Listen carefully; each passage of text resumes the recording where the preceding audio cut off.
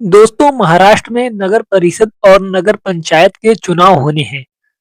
2 दिसंबर 2025 को पूरे राज्य में एक ही चरण में वोटिंग होगा और 3 दिसंबर 2025 को मतगणना होगा और रिजल्ट घोषित किए जाएंगे। दोस्तों, इस चुनाव में एआईएमआईएम भी हिस्सा ले रही है। दोस्तों, महाराष्ट्र में इम्तियाज जलील साहब ने कमान संभाला है। इम्तियाज जलील साहब एआईएमआईएम के उम्मीदवारों के लिए वोट मांग रहे हैं।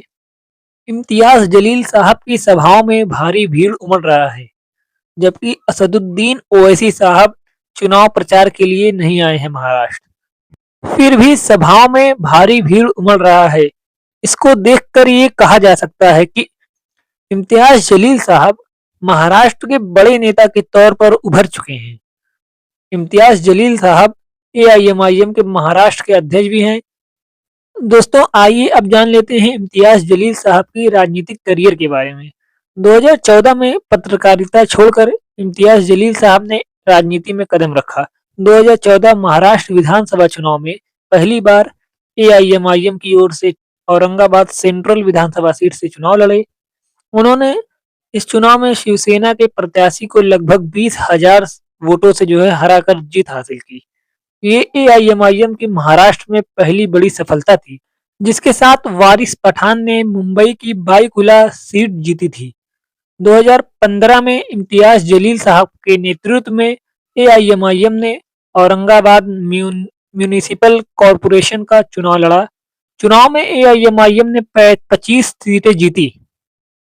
इसके बाद 2019 के लोकसभा चुनाव में एआईएमआईएम ने औरंगाबाद लोकसभा सीट से इम्तियाज जलील साहब को अपना प्रत्याशी बनाया।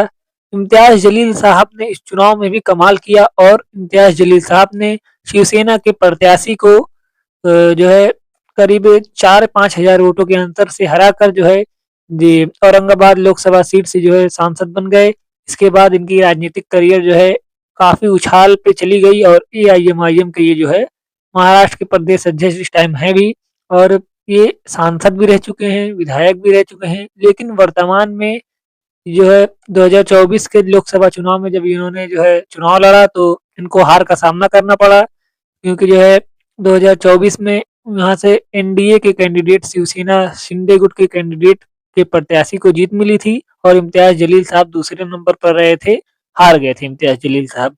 वहीं पर 2024 विधानसभा चुनाव में महाराष्ट्र विधानसभा चुनाव में औरंगाबाद ईस्ट विधानसभा सीट से इम्तियाज जलील साहब चुनाव लड़े और यहाँ से भी ये लगभग 2100 वोटों के कम अंतर से चुनाव हार गए।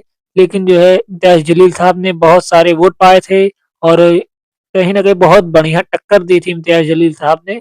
लेकिन फिर भी 2100 वोटों से लगभग इम्तियाज जलील साहब विधानसभा चुनाव 2024 का भी हार गए और इस टाइम वो कुछ नहीं है, ना सांसद है ना विधायक हैं।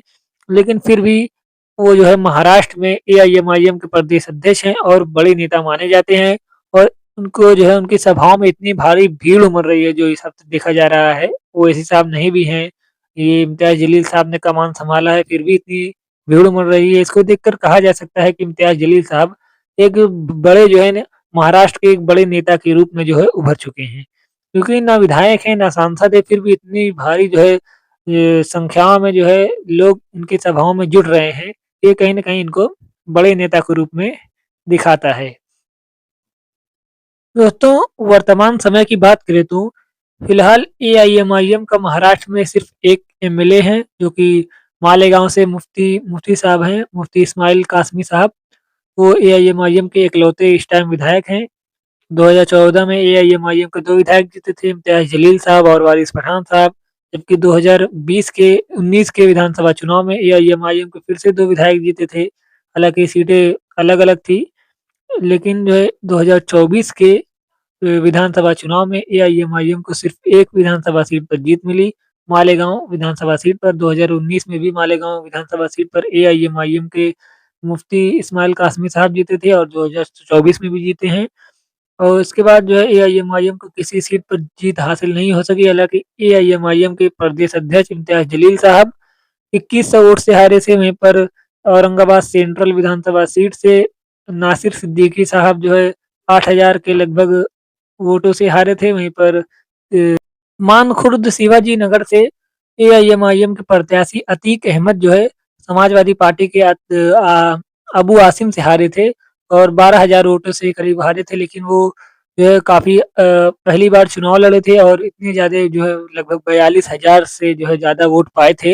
ये उनका जो है काफ़ी तारीफ़ हुआ भी था कि पहली बार चुनाव लड़कर 42,000 से ज़्यादा वोट पाए और सिर्फ 12,000 वोटों से हारे। हालाँकि 12,000 वोट विधानसभा चुनाव में बड़ा मार्जिन माना जाता है। फिर भी इतना वोट पाए, ये जो है काफ़ी तारीफ़ उनकी हुई थी। 2024 के विधानसभा चुनाव में एआईएमआईएम को महाराष्ट्र में सिर्फ एक विधानसभा सीट पर जीत जरूर मिली थी, लेकिन कई सीटों पर एआईएमआईएम के प्रत्याशियों ने अच्छा प्रदर्शन किया था, जैसे कि इम्तियाज जलील साहब और नासिर सिद्दीकी साहब, अतीक अहमद साहब और जो है और भी कई कैंडिडेट्स हैं जो कि एआईएमआईएम के जो है प्रत्याशी थे और अच्छा परफॉर्मेंस किया था, भले ही वो चुनाव हार गए हों। दोस्तों, वीडियो को लाइक करें, चैनल को सब्सक्राइब करें, बेल आइकन ज़रूर दबाएँ ताकि आने वाली हमारी हर वीडियो आप तक सबसे पहले पहुँच सके।